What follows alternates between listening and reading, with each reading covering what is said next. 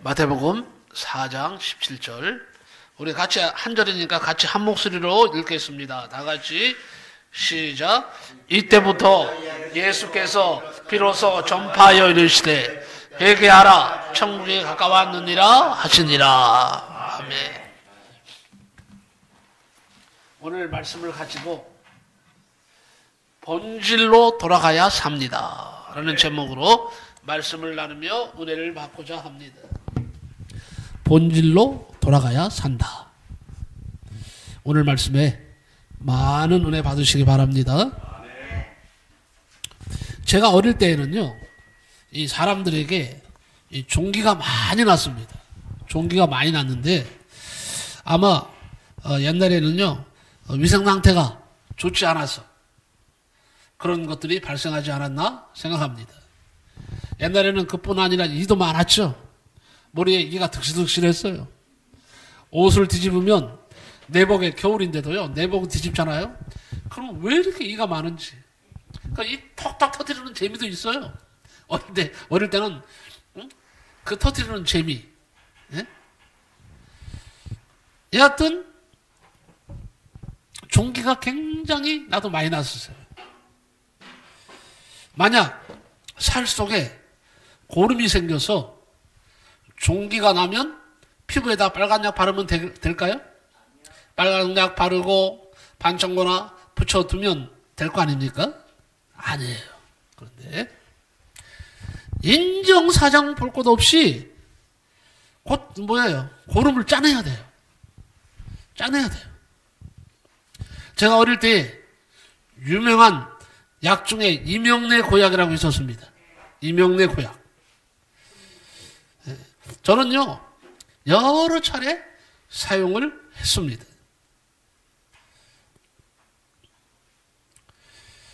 종기가 생겨서 곪으면 이명래 고약을 발랐습니다. 어머니가요, 그 기름종이에 이명래 고약 작은 덩어리를 붙이고 성냥불로 뜨겁게 한 후에 손가락으로요, 쭉쭉 늘려서 평평하게 만든 다음에 종기에 붙여 주셨습니다. 하루 이틀 지나서 어머니가 고약을 이제 들어서 종기를 확인합니다. 만약 종기가 곪아서 터졌으면 고약을 벗겨내고 종기를요, 힘차게 짜서 종기 안에 있는 고름을 다 짜내 주셨어요. 종기를 짤 때는요, 인정사정 없이 짜야 됩니다. 그야말로요, 눈물이 쏙 날 정도로 그렇게 짜요. 그래야 고름이 다 빠져나오게 됩니다. 만약에 고름이 다 빠져나오지 않고 남아있으면 또다시 굽는 거예요. 굽기 때문에 어머니가 제가 아파하든 말든 상관없이, 사정없이 고름을 짜내셨던 기억이 납니다. 여러분, 종기의 본질적인 치료는요, 곧 고름을 제거하는 거예요. 청결 상태를 그리고 유지하는 겁니다. 이 운전자들도 보면요, 운전자들을 유심히 살펴보면 아주 유형이 다 달라요. 나름대로의 습관이 있습니다. 좋은 운전 습관을 가진 사람이 모범 운전자죠. 기왕이면 좋은 운전 습관을 가져야 됩니다. 저는요, 운전면허를 땄을 때 어머니가 걱정을 엄청 하셨어요. 왜냐하면 어머니가 지금의 내 성격보다는 옛날의 성격을 생각하셨겠죠. 제가 옛날에는 성질도 잘 내고 화도 잘 내고 막 푹푹거리고 성질이 급하니까 이제 운전하면 큰일 나겠다. 처음에는 그런 생각을 가지셨대요. 그런데요, 저는 난폭 운전을 절대 하지 않습니다. 고속도로를 달려도요, 보통 100km 넘어가면 자동적으로요, 브레이크의 발휘가. 고속주행을 안 한다는 얘기예요. 근데 우리 아는 목사님은요, 평소에 보면 성격이 점잖으셔. 점잖으신데 운전대만 잡았다 하면요, 아주 폭군이 됩니다. 오죽했으면요, 그분 목사님을 타면요, 전부 다 목사님 사모님들이 다 붙잡고 있어야 돼, 옆에를. 안 그러면요, 겁이 나서 안 돼. 그러니까 전부 다 붙들고 할 수 없이 나중에는 목사님 제발 속도 좀 줄이시오 막 소리를 질러. 그래도 안 돼요. 어떨 때는 내가 계기판을 봤는데요 140, 150 정도를 달리는 거예요. 고속도로에서. 그 기본이야. 140, 150이. 글쎄요, 난 간 떨려서 나는 그렇게 못할 것 같은데. 어떻든 성격이 다 천차만별이에요. 기왕이면 좋은 운전 습관을 가져야 됩니다. 그런데 가끔 버려야만 하는 잘못된 운전 습관을 가진 운전사가 있습니다. 어느 분은 운전 중에요. 탑승자와 대화를 그렇게 많이 해. 그런데요. 앞을 보고 대화를 해야지. 그 사람을 보면서 대화해. 운전하면서. 보면서. 이거 대단히 위험한 겁니다. 얘기를 하더라도요. 전방을 주시하면서 운전을 하면서 옆에 사람하고 대화를 하는 거죠. 그런데 운전하면서요. 보면서 운전을 해. 그거 진짜 위험하거든요. 아주 위험한 습관이죠. 백밀러로 보는 것도 위험한데 고개를 돌려서 상대를 보는 사람이 있습니다. 아주 위험한 습관입니다. 이런 사람들은 반드시 대형 사고가 나게 되어 있습니다. 운전을 시작하고서 약 3년 정도 지났을 때가 가장 위험한 때라고 하죠. 그 정도 운전을 하면 운전에 대해서 그만 자만심이 생기는 겁니다. 그래서 딴짓을 많이 한답니다. 전화통화를 하거나 창밖을 구경하거나 운전보다는 다른 일에 집중을 합니다. 사고는 갑자기 발생하기 때문에 사고 시에는요 순간적인 반응이 아주 중요합니다. 그런데 딴짓하는 사람은 그만큼 반응 속도가 늦기 때문에 사고가 커지는 겁니다. 한국 교회가 급성장을 해서 세계를 놀라게 했죠. 한국 기독교인들도 자랑스럽게 생각했습니다. 그런데 지금 돌아보면요, 이거 절대 좋은 거 아니에요. 급성장이 결국 배난을 불러왔어요. 다른 것들이 이입되고 말았어요. 성경적인 원리로 보면 급성장은 문제가 많습니다. 하나님이 우리의 신앙이 갑자기 그냥 급성장을 원하실까요? 급성장하면서 본질적인 것에서 벗어난 것입니다. 교회는요, 하나님 말씀 전하는 데 집중해야 됩니다. 찬송을 부르는 데 집중해야 됩니다. 기도하는 데 집중해야 됩니다. 전도하는 데 집중하는 것이 이게 교회의 책무예요. 그런데 어느 순간인가부터요, 찬양대를 조직하는 건 좋은데 찬양대를 막 조직을 하고 교회에 각종 악기가 막 들어왔어요. 기존에는 풍금 하나면 되는데, 피아노 하나면 되는데, 파이프 오르간까지 막 몇 억씩 들여서 하고, 그리고 막 예배 시간에 막 복작복작하죠. 나중에는 어때요? 예배 드리는 것보다 찬양이 우선순위예요, 찬양. 그런 거, 악기 다루고, 찬양하는 거. 그게 본질이 아니에요. 교회가 이런 시스템으로 가는 거예요. 그리고 각종 세미나다, 각종 여러 가지 온갖 좋은 프로그램들을 다 도입을 시켰어요. 그러다 보니까 어떻게 된 줄 아세요? 정작 본질적인 성경이 뒤로 밀리는 거예요. 하나님 말씀 전하는 것이 뒤로 밀리는 거예요. 자극적인 거. 그리고 본질적인 외의 것들이 교회 안에 엄청 많이 들어왔습니다. 그러면서요, 말씀 전하는 것이 약화됩니다. 교인들이요, 어떻게 변질돼 가는 줄 아세요? 이런 걸 하다 보니까 세속화되는 거예요. 교인들이. 경건성이 떨어져 버리는 거예요. 이게 한국교회의 지금 문제예요. 지금 현재요, 우리 기독교인이 한때는요, 1200만, 1300만 그랬는데 지금 얼마인 줄 아세요? 통계적으로? 얼마 같아요? 예? 900만? 아니에요. 더 떨어졌어요? 그건 몇 년 전에 얘기예요. 730만입니다. 정확하게. 730만 조금 넘어요. 이거는 정부에서 발표한 거예요. 각 종교들. 순위로. 1200만에서 700만으로 떨어졌다는 얘기예요. 그러면 한 500만원이 어디 갔어요? 500만원이 적어요? 500만원이 어디 갔어요? 여사 먹었어요?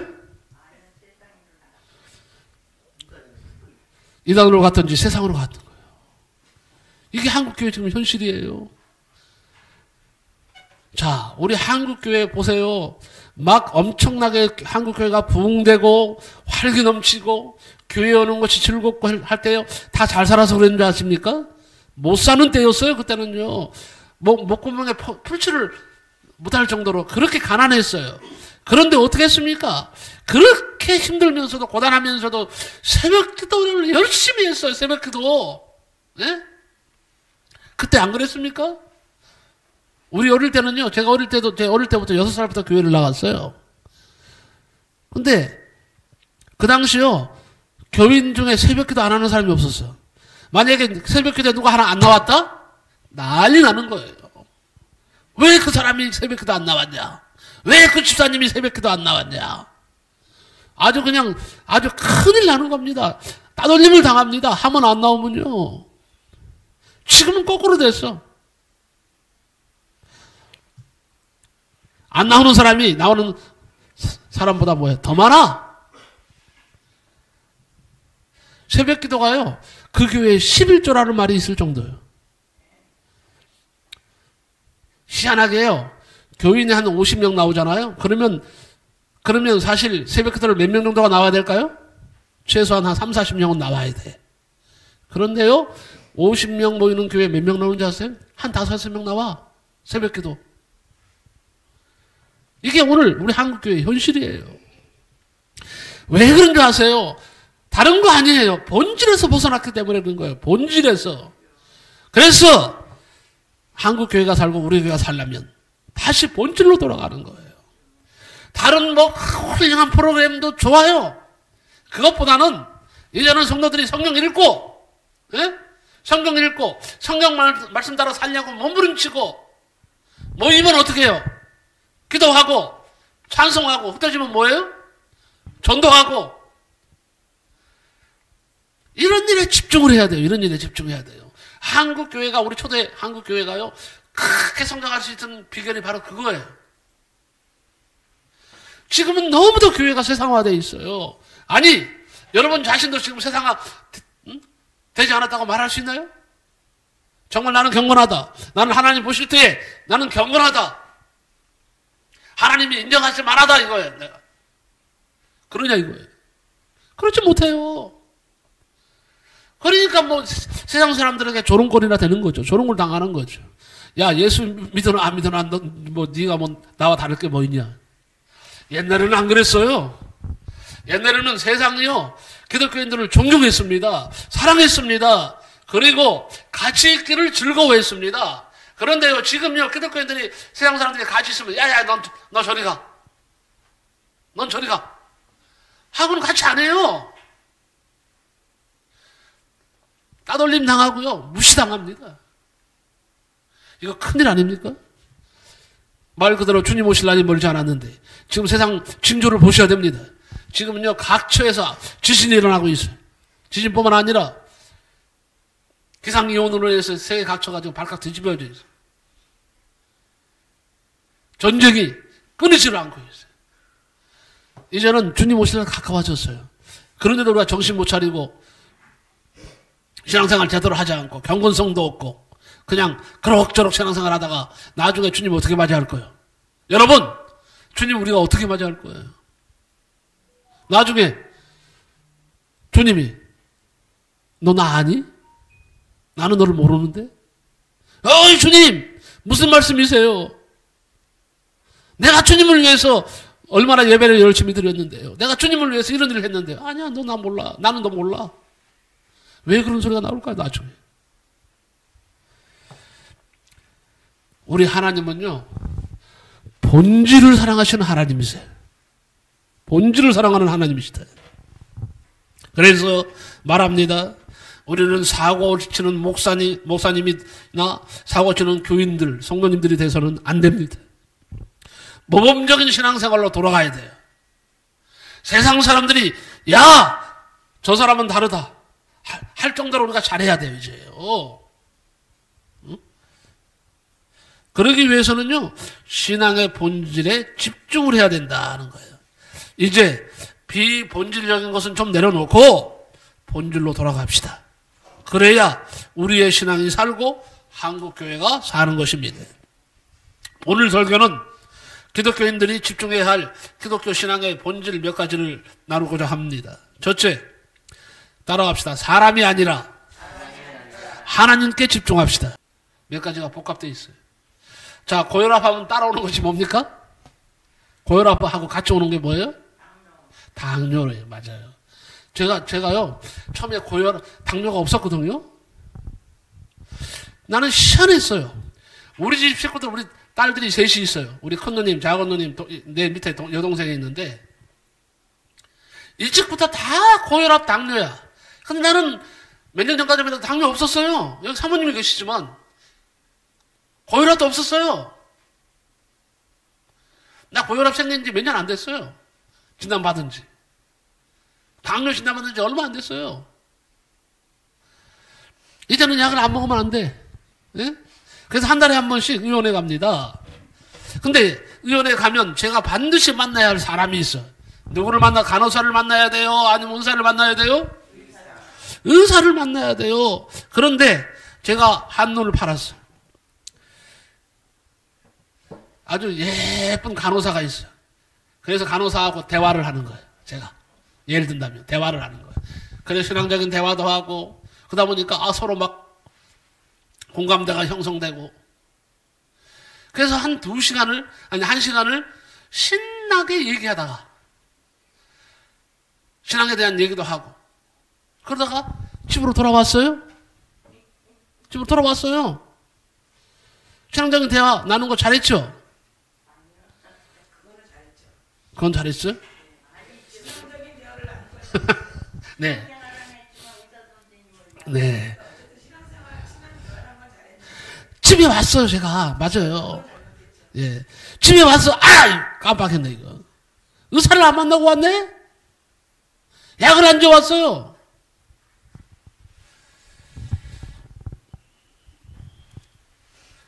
잘한 겁니까? 못한 겁니까? 결론적으로 못한 거죠. 의사 선생님을 만나고 왔어야 되는데 다른 데 신경 쓰고 이야기하다 보니까 약도 못하고 의사도 못 만나고 그러고 돌아왔어요. 신앙생활은 관계입니다. 관계가 좋아야 돼.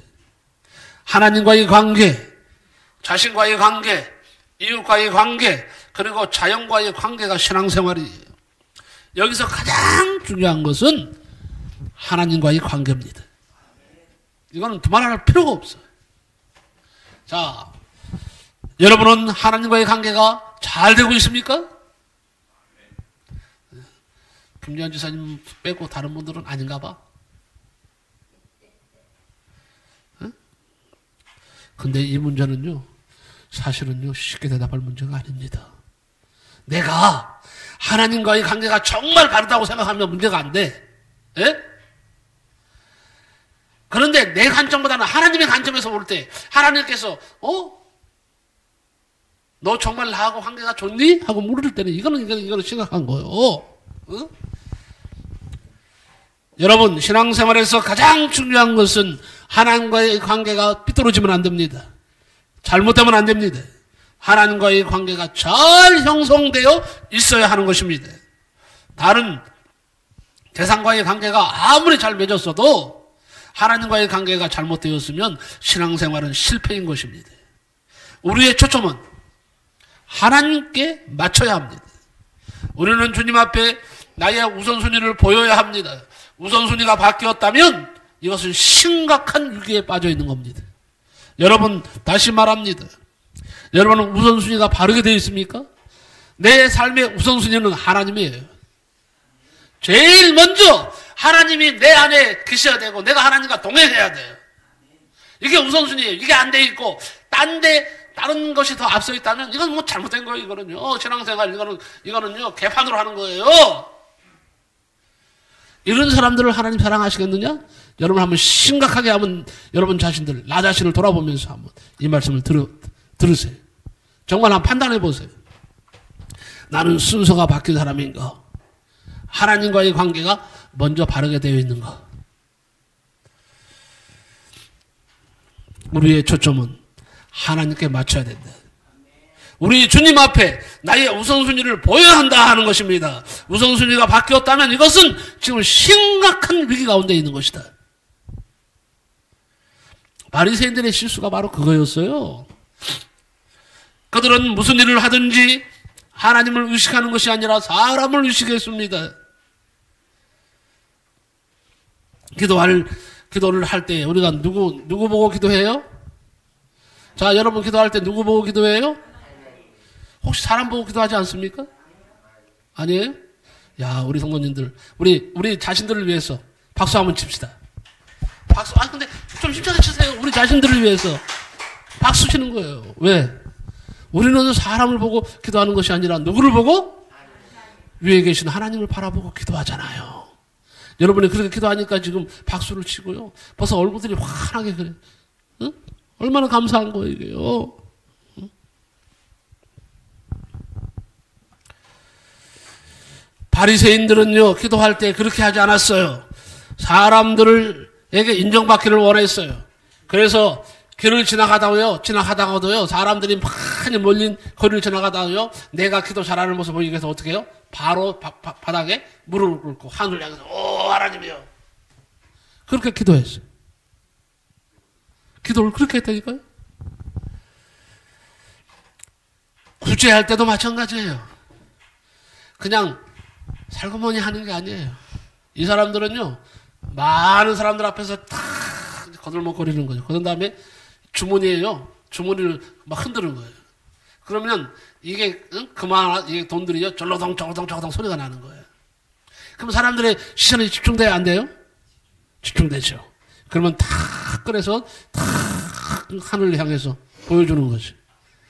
그런 다음에 탁 집어넣는 거예요. 그러면 사람들이 다 보고는 박수를 치는 거죠. 와, 정말 저분은 하나님을 사랑하는 분이구나. 사람들이 칭찬을 할지 모르지만 하나님이 보실 때는 아니야. 이게 우리가 외식인 거예요. 이게 가식인 거예요.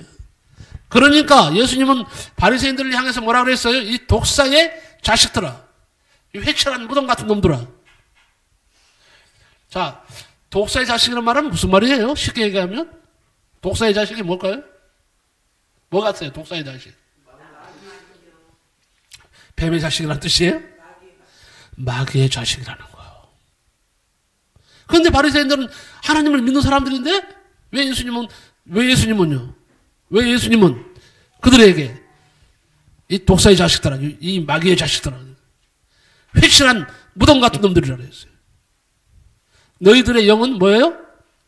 죽은 사람들이라는 거예요. 나는 우리 가운데 절대로 우리 주님께 이러한 책망 듣지 않기를 바랍니다. 칭찬 듣기를 바랍니다. 사람을 바라보지 맙시다. 사람 바라보면 실망합니다. 낙심합니다. 분노합니다. 섭섭합니다. 침체합니다. 하나님만 바라보시기 바랍니다. 하나님이 힘을 주셔야 되는 거예요. 하나님이 힘을 주십니다. 하나님 바라볼 때 일으켜 주십니다. 새 힘을 주십니다. 우리를 반드시 승리하게 하실 것입니다. 두 번째는요, 이제는 육신이 아니라 영혼에 집중하자는 거예요. 무슨 말입니까? 요한복음 6장 63절을 말씀드릴게요. 살리는 것은 영이니 육은 무익하니라. 로마서 8장 5절에도 보니까요, 육신을 따르는 자는 육신의 일을, 영을 따르는 자는 영의 일을 생각하나니 육신의 생각은 사망이요 영의 생각은 생명과 평안이니라. 그 뒤가 더 무서워요. 육신의 생각은 하나님과 원수가 되나니 이는 하나님의 법에 굴복하지 아니할 뿐 아니라 할 수도 없습니다. 육신에 있는 자들은 하나님을 기쁘시게 할 수 없느니라 그랬어요. 여러분 육신에 집중하면 반드시 사망입니다. 하나님과 원수가 됩니다. 하나님을 기쁘시게 할 수가 없어요. 영을 집중하면 생명이 풍요로워집니다. 하나님과 하나가 됩니다. 하나님을 기쁘시게 합니다. 그렇기 때문에 우리가 집중하고 따라야 할 것은 육신이 아닙니다. 우리의 영에 집중하고 영을 따라 살아야 합니다. 이것이 신앙생활에서 가장 중요한 원리 중에 하나예요. 신앙생활은 여러분이 신앙생활을 육신이 잘 되는데 초점을 맞추어서 하는 사람들이 있어요. 그렇게 하는 것은 육신을 따르는 것입니다. 반드시 필경은 사망에 이릅니다. 하나님을 기쁘시게 할 수 없어요. 하나님과 원수가 됩니다. 육신이 잘 되면 신앙생활 성공했다고 생각하는 사람들이 있는데 착각입니다. 육신이 아무리 잘 돼도 영혼이 망가지면 끝이에요. 매우 심각한 착각이죠. 언제부터인가 교회 안에 세상이 들어왔습니다. 교회가 세속화되어 버렸습니다. 신앙이 세속화되어 버렸습니다. 그 결과 우리들은요, 모든 것을 영으로 판단하기보다 육신으로 판단하기 시작했습니다. 그리고 육신을 추구하게 되었습니다. 육신으로 신앙생활을 하다 보니까 나보다 돈이 더 많은 사람들을 보면 부러워하고 나보다 더 높은 자리에 있는 사람들을 보면 부러워하기 시작했어요. 하나님과의 관계야 어떻든 교회 생활이 어떻게 하든 세상에서 좋은 직장에 들어가고 세상에서 높은 자리에 올라가고 돈을 많이 벌면 성공한 사람이라고 세상 사람들이 아니라 우리까지 그렇게 생각한다는 거예요. 돈 없이 가난한 사람은 예수 못 믿는 사람, 잘못 믿는 사람. 그런데 신앙생활은 잘못해서 신앙생활은 개떡같이 해도 교회 신앙생활 하면서 돈 많은 사람들이 있어요. 그러면 그 사람들이 교회 안에서 대우를 받아요. 야, 하나님 잘못되니까 축복 주셔서 저렇지. 그런데 교회에서 보면 기도 생활도 안 해. 세상 사람과 다를 바가 없어.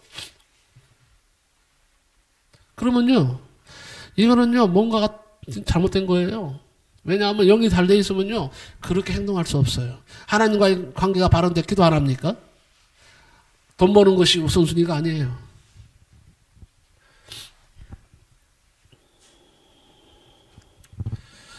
우리가 이렇게 신앙생활 하면요, 이거는요, 결국요, 본질에서 벗어나는 겁니다. 세 번째는요, 이 세상이 아니라 천국에 집중하시기 바랍니다. 우리의 궁극적인 목표가 뭐예요? 딱 한마디로 말하면 우리의 궁극적인 목표가 뭐예요? 천국 가는 거. 다른 거 없어요. 천국 못 가면 내 신앙생활은 뭐예요? 다 헛것이에요. 신앙생활 헛거예요. 지금 살아있다고 좋아하지 마세요. 이미 지금 죽어가고 있어요. 영이 죽어가고 있어요. 그런데도 정신 못 차리고 우리가 살아가고 있어요. 응? 영이 죽어가고 있는데. 영이 살아야 돼. 영이요. 자, 우리는요, 집중해야 됩니다. 천국에 집중을 해야 돼요. 어떻게 해서든지 사는 날 동안에 천국 가야 됩니다. 천국 가야 됩니다. 못 가면 끝이에요. 못 가면 실패한 인생이에요. 영원히 실패한 인생입니다.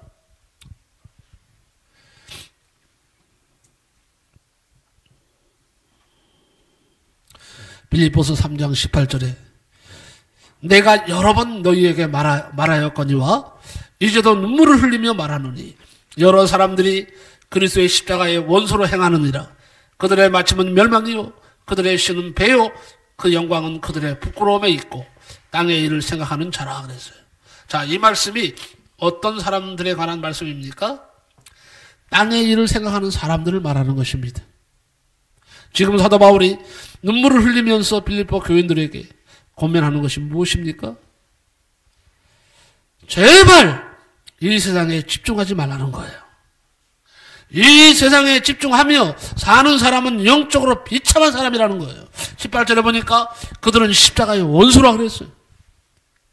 19절에 보면 그들의 마침은 멸망이라 그랬어요. 땅의 것을 생각하는 사람들, 이 세상에서 잘 되려고만 몸부림치는 사람들의 마침은 멸망이라는 거예요. 결국 멸망당하는 것입니다. 그들의 신은 하나님이 아니라 자기들의 배예요, 배. 그들은 교회 생활은 하지만 자기 배라는 신을 섬기는 우상숭배를 하는 것입니다. 여러분, 성경의 관심, 하나님의 관심, 성령의 관심은 천국, 즉 하나님 나라입니다. 오늘 우리가 읽은 본문은 주님의 첫 설교예요. 예? 주님은 이렇게 외치셨습니다. 회개하라! 천국이 가까웠느니라. 주님의 첫 설교는요, 천국 설교였어요. 주님은 설교하실 때에 비유를 많이 사용하셨습니다. 그런데 주님의 비유 중에 가장 많은 비유가 무엇에 관한 비유인 줄 아십니까? 천국에 대한 비유예요. 주님은 십자가에서 죽으시고 부활하셨습니다. 이제 부활절이 다가옵니다. 아까 우리 김재현 지사님이 기도하셨듯이 이번 주간은요, 이제 다음 주일은 고난주간, 종료주일이라고 합니다. 예수님께서 십자가를 지시고서 예루살렘으로 입성하신 것을 기념하는 종료주일이에요. 자, 종료주일은 또 고난주일이 시작되기 때문에 고난주일이라고 합니다. 그래서 월요일부터 또 우리는 금요일까지 이제 매일 밤에 교회에 모여서 주님의 고난을 일주일의 그 행적을 돌아보면서 고난 받으신 주님을 생각하게 될 것입니다. 모두 참여해 주시기를 바랍니다.